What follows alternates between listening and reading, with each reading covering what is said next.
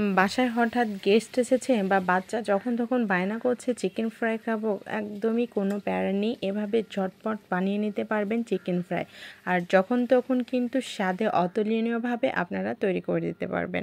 আসসালামু আলাইকুম, আপনারা সবাই কেমন আছেন? আশা করি সবাই অনেক ভালো আছেন। বাসায় অনেক গেস্ট আসার কথা ছিল, তো যেহেতু অনেক কিছুই রান্না করব, তার মধ্যে চিকেন ফ্রাই করব না, এটা আসলে হয় না। তো চিকেন ফ্রাইটা আমি একদমই শর্টকাট করে নেওয়ার চেষ্টা করেছি। আর এর জন্য দেখুন আমি কিন্তু একটা মুরগি পুরোটাই নিয়ে নিয়েছি, আর পুরো মুরগিটা আমি কেমন পিস করে কেটে নিয়েছি, আর মুরগির যে চামড়াগুলো সেগুলো আমি রেখে দিয়েছি। এগুলো থাকলেও কিন্তু খেতে অনেক বেশি মজার হয়। তো সব কিছুর পরে এখন আমি মশলা দিয়ে দেব। দিয়ে দিলাম 2 চা চামচ আদা রসুন বাটা, দিয়ে দিলাম আমি ভিনেগার 1 চা চামচ, সয়া সস দিয়েছি 1 চা চামচ, টমেটো দিয়েছি 1.5 চা চামচ, দিয়ে দিচ্ছি আমি গোলমরিচের গুঁড়া 1 চা চামচ দিয়েছি, আপনারা সাদা কালো 2 রকমের দিতে পারেন। গরম মশলার গুঁড়া দিলাম 1 চা চামচ, সাথে ম্যাজিকের মশলা প্যাকেট 2টা, জিরা ধনিয়ার গুঁড়া 2 চা চামচ, মরিচের গুঁড়া 2 চা চামচ, এটা আপনারা কম বেশি করে নিতে পারবেন ঝালটা। ভাজা জিরার গুঁড়া দিলাম 1.5 চা চামচ, লবণ পরিমাণ মতো,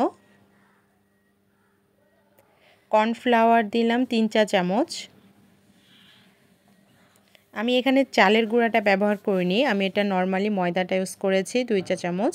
দিয়ে দিলাম আমি চিনি 1 চা চামচ, টেস্টিং সল্ট 1 চা চামচ, পনে 1 চা চামচ, আর দিয়ে দিচ্ছি আমি 2টা ডিম। যেহেতু আমার মাংসের পরিমাণটা একটু বেশি, এজন্য আমি এখানে 2টা ডিম দিয়ে দিচ্ছি। এবার সবগুলো সুন্দর করে হাতে মেখে নেব এবং মাখিয়ে আমি রেখে দেব। আসলে যেদিন গেস্ট আছে সেই দিন তো আর সব কিছু করা হয় না বা অনেক বেশি প্যারা লেগে যায়, এজন্য এগুলো আগের থেকেই করে নিলে কিন্তু অনেক বেশি সুবিধা হয়। তো আমি গেস্টটা আসবে এই জন্য আগের থেকেই আমি সব কিছু রেডি করে নিয়েছিলাম, যেন যেই দিন আসবে সেই দিন আমার কষ্ট না হয়। আর এভাবে করে আমি বক্সে করে ডিপ ফ্রিজে ফ্রোজেন করে রেখে দিয়েছিলাম। আর যেই দিন আমার গেস্ট আসবে সেদিন আমি সকালে বের করে সুন্দর করে ভেজে নিয়েছিলাম। আর একটু মাখিয়ে নেবেন, যদি মশলাগুলো মনে হয় যেন ছেড়ে ছেড়ে গেছে, আর একটু মাখিয়ে নিয়ে আপনারা এটা ডুবো তেলে বা অল্প তেলেও ভেজে নিতে পারবেন। তো এই তো আমি এই যে সুন্দর করে যেদিন আসবে সেদিন আমি বের করে রেখে আইসটা ছাড়ার পরে আমি এবার ভেজে নিচ্ছি।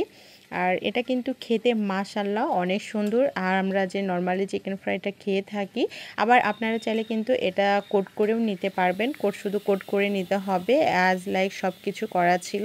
তো আশা করি আপনাদের এই শর্টকাট চিকেন ফ্রাই রেসিপিটি অনেক বেশি ভালো লেগেছে। ভালো লাগলে আমার চ্যানেলটি সাবস্ক্রাইব করবেন, পেজটি ফলো করবেন, করে সবাই সাথে থাকবেন। সবাই ভালো থাকবেন, সুস্থ থাকবেন। আল্লাহ হাফিজ, আসসালামু আলাইকুম।